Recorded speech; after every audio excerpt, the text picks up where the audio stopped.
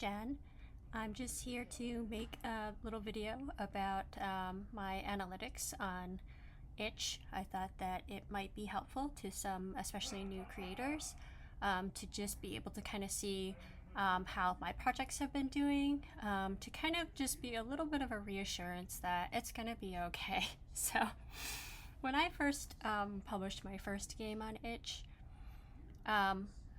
I had read a lot of like Reddit posts and seen a lot of indie game designers talking about how important that first like release day is for garnering attention and getting people to play your game. And it kind of felt a little like to me like if your game didn't take off on that first opening launch, that it could be like doomed to be like never played by anybody on the internet, like just lost in like archives that would never be found to the world again. And so I just wanted to make this video to talk a little bit about my experience and how some of my games have been doing over time. And like a lot of what I do is sort of just slow and steady. Consistency over intensity is how I operate. So I don't have a lot of time, energy, and I honestly just really hate going around trying to like promote my stuff. And I don't have that much time to like spend a lot of time on social media and try to like be part of like a lot of online communities, because I really just have to put like my work and my family first. And then I can work on my games in my spare time, and I honestly would rather spend time doing that than trying to like go onto the online forums and the Discord and all those places to like talk. I'm sort of an introvert, and so like I have to deal with a lot of people in my everyday, and like when I get home I want to be able to like decompress and just spend some time by myself with my projects, like when I have that extra time. So anyways, when I released Arcane Dice Wars, probably like 6 days ago, you can see this is the type of traffic that I get. Nothing crazy. It's a big jump for me. Getting like 100 or like near 200 views in a day is not something that I would normally get, and this is more like what I would normally get, like maybe around like 10 views a day. And you can see the downloads kind of correspond with that. I kind of goofed on my launch day that I forgot to make downloads visible, so I didn't really get any downloads the first day, but you can kind of see how that corresponds. And this is, I think, what a lot of like hobbyists could expect for their analytics to look at if you're mainly dependent on just natural itch.io traffic. I do have like a little bit of traffic coming in from my YouTube, but it is like nothing near what you get from just itch. So unless you have like a big social media presence, I think this is kind of like what you can expect. You will probably do way better also if you are going after a very niche crowd. But if you are just making games for yourself without any particular like crowd or audience in mind, and you're just doing it as a hobby, I think this is kind of like more along the lines of like what you can expect. And to me, this is good. To some people, this might be terrible. But I'm just kind of making these things for myself and hoping to maybe connect with some people who play it. So like this is definitely just kind of how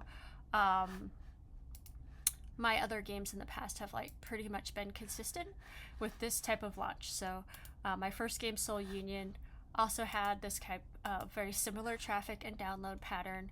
But here's the interesting part, is that when you look at like this view more, so you can see before I launched my game, this is kind of like right, hovering around like maybe 20 to 50 views is what I would get between all my projects, and then maybe like a couple downloads a day, or like some days no downloads.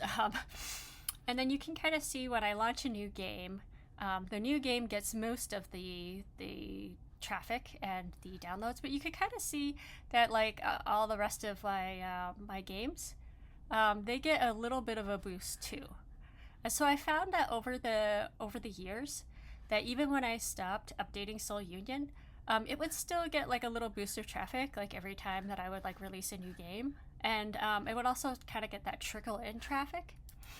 And so if you look at the analytics for like Soul Union, whoops, why do I keep pressing the wrong thing? The analytics for Soul Union. Overall, like I think this is pretty good for just like a free like indie game that I was making as a hobby, my first attempt at a visual novel. And again, I wasn't making it with any particular audience in mind. So I wasn't like making this game with the intention of like drawing in like this type of crowd or that type of crowd. I was just writing and drawing like the things that I was interested in doing for myself. And so I think that like this level of engagement is like really good for something that I wasn't like intentionally making for any particular audience. And maybe this would be horrible to you, so you should definitely like not pay attention to anything that I say in my videos if these are the types of analytics that just like would make you cry. But to me, it's very good, and I'm very, very pleased with this. And I don't know that the rest of my games will continue to meet this benchmark, but I think because I did update Soul Union quite a few times and I brought it to a certain state of completion, that did attribute to it having higher numbers than the rest of my games, and the fact that it's been out the longest. But yeah, I'm very pleased with these stats, and again, most of it is just like this like little trickle in traffic that adds up over time.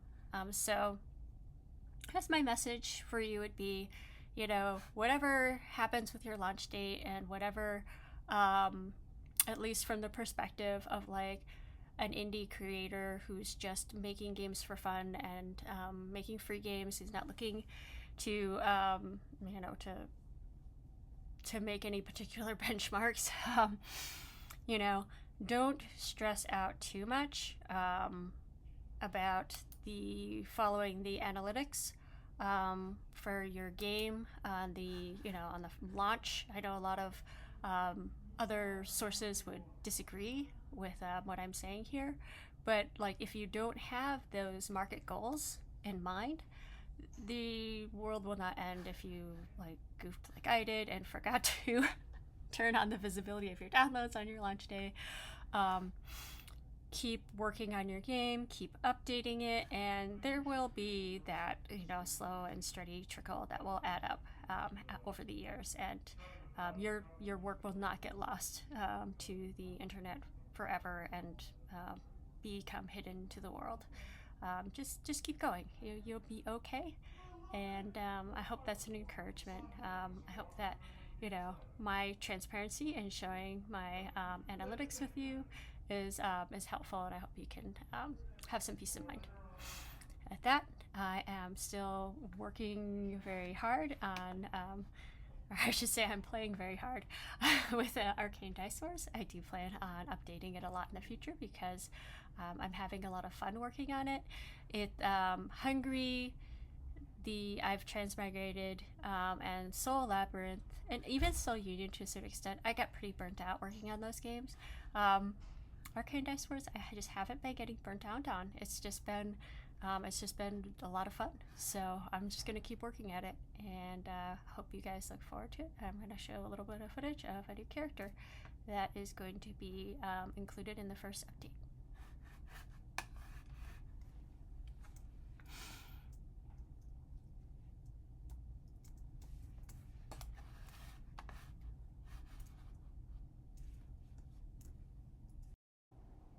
Designing one of the new characters, I was inspired by kind of like some Chinese costumes, as well as some more of the medieval kind of Western costumes. So I did a little bit of a fusion between the two. This is the first female recruitable character in the game, and her and her brother are a pretty big part of the story once the story moves to Brookhaven. She is part of the Merchant Guild along with her brother, and his costume and design are also kind of taking inspiration from like this same two kind of blends of like Eastern and Western kind of style of like costuming. As far as her special ability, she is a water knight. She is more of an offensive knight, as Ruin is as well. I did have in mind to make a more defensive knight character for the player to have in their arsenal, but like once I started designing her character design as well as her personality, I just didn't feel that a defensive moveset would like really suit her very well. So her ability is a 30% trigger for copying an ally's dice. So she's very good to have in your party to kind of like bolster your chances to either get a double or triple bonus. Because the roll kind of takes place before like Lore's buff, it's not going to stack with his buff, because once he applies his buff, she'll no longer be in a double bonus situation. So it doesn't seem to me, after testing it for a while, that it gets to be too overpowered. But like anything in this game, you get the right combination and it can be pretty devastating, especially once your hero level reaches the point where you can unlock the command skill of like Lucky Strike. She's a great character to save up for Lucky Strike with.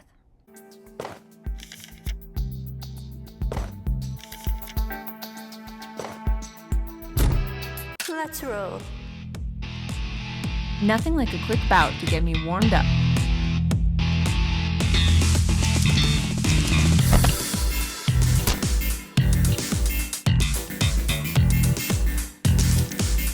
Skill trigger.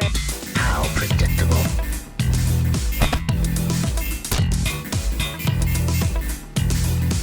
Double bonus. Double bonus.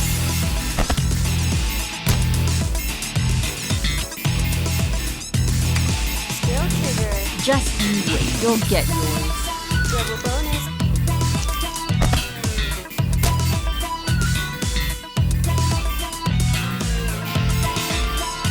Skill trigger. Just you wait, you'll get yours. Double bonus.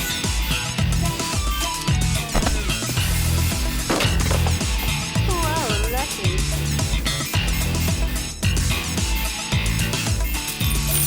We are all talk but nothing to show.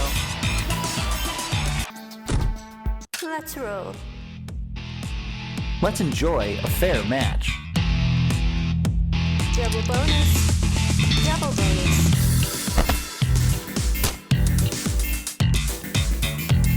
Skill trigger. Not too late to turn this around. Double bonus.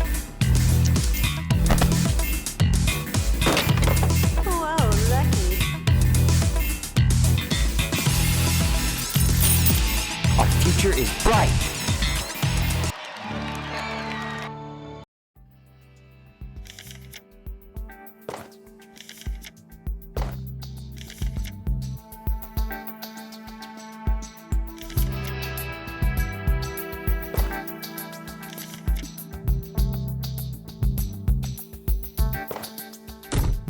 Let's roll.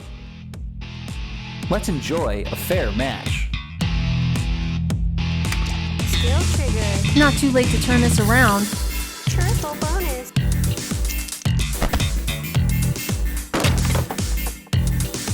Whoa, lucky.